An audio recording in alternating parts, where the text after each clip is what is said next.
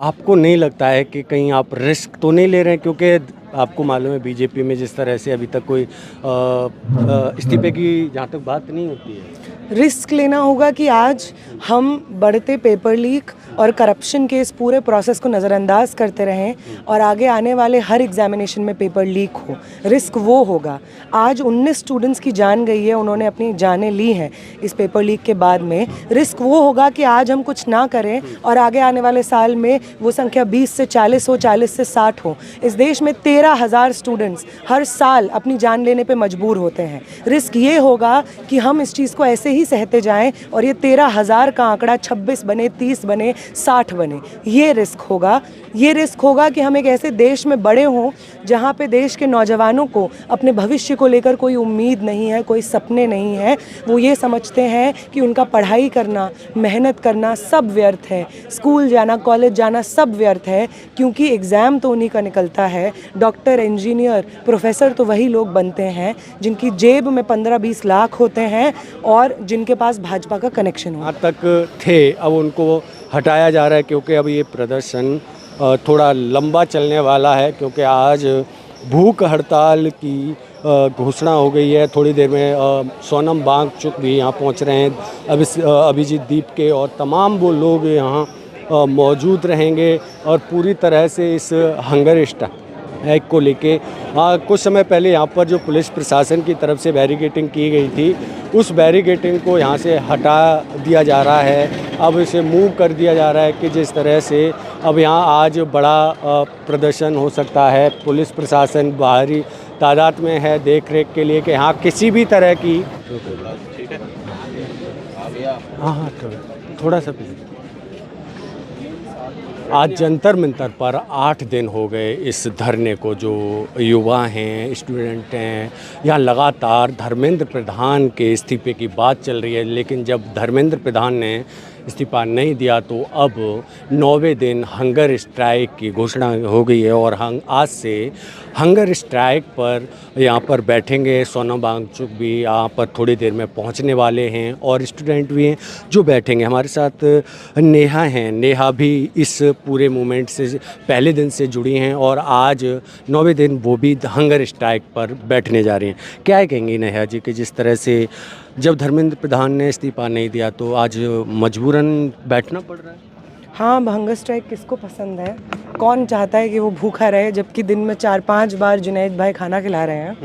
लेकिन वो शिक्षा मंत्री जिसको छात्रों की जान लेने के बाद भी शर्म नहीं आती है, वो देश के प्रधानमंत्री जो शिक्षा मंत्री को अपने काम करने के बारे में बधाई देते हैं उनके जन्मदिन पे, हम सब लोगों को, हम 6 लोग यहाँ पे बैठे हैं।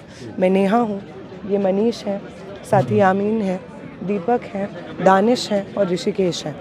हम सब यहाँ पे भूख हड़ताल पे सभी लोग अपनी सब लोग बैठे हैं 6 के 6। शुरू करेंगे, मतलब अभी शुरू नहीं हुआ है। हम लोग बैठेंगे क्योंकि हमें फोर्स किया गया है। हम में से किसी को भूखा रहने का कोई शौक़ नहीं है, लेकिन जब आप आए दिन इस देश में ऐसी परिस्थिति पैदा कर देंगे कि या तो इंसान अपनी जान लेने पे मजबूर हो जाएगा या अपना ज़मीर बेच करके 15-20 लाख का पेपर उसे ख़रीदना पड़ेगा, तो इस देश के स्टूडेंट्स को ही, नौजवानों को ही उस शिक्षा व्यवस्था को बचाने के लिए मैदान में उतरना पड़ेगा। इसलिए हम यहाँ पे भूख हड़ताल कर रहे हैं और तब तक हम ये भूख हड़ताल करेंगे जब तक धर्मेंद्र प्रधान अपना इस्तीफा नहीं देते हैं। बिल्कुल।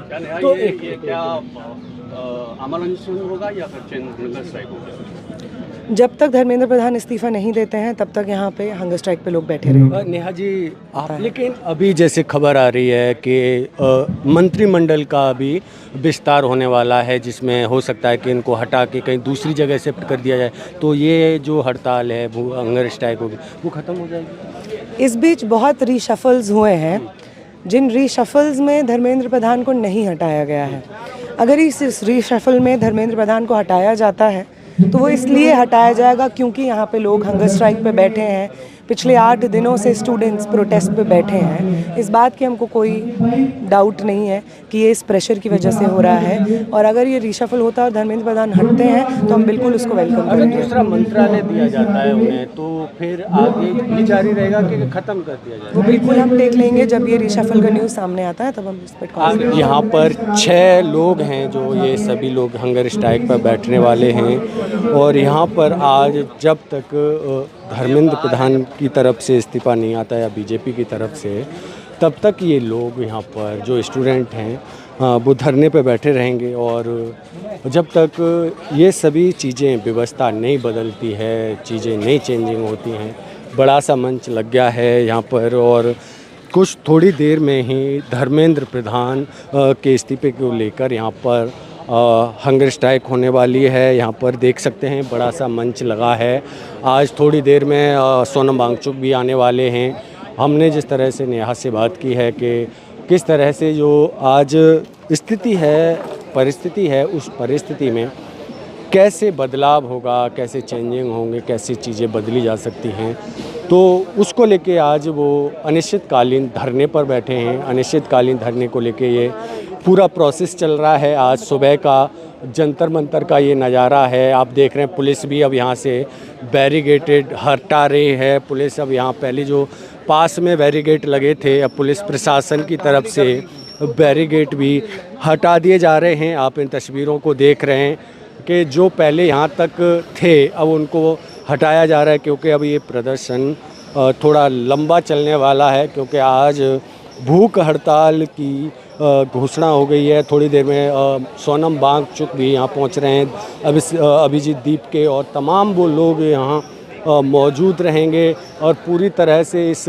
हंगर स्ट्राइक को लेके कुछ समय पहले यहाँ पर जो पुलिस प्रशासन की तरफ से बैरिकेडिंग की गई थी, उस बैरिकेडिंग को यहाँ से हटा दिया जा रहा है। अब इसे मूव कर दिया जा रहा है कि जिस तरह से अब यहाँ आज बड़ा प्रदर्शन हो सकता है। पुलिस प्रशासन बाहरी तादाद में है देख रेख के लिए कि यहाँ किसी भी तरह की अव्यवस्था ना फैले, किसी भी तरह का माहौल ना बिगड़े, उसको लेके पुलिस प्रशासन भी मुस्तैद है।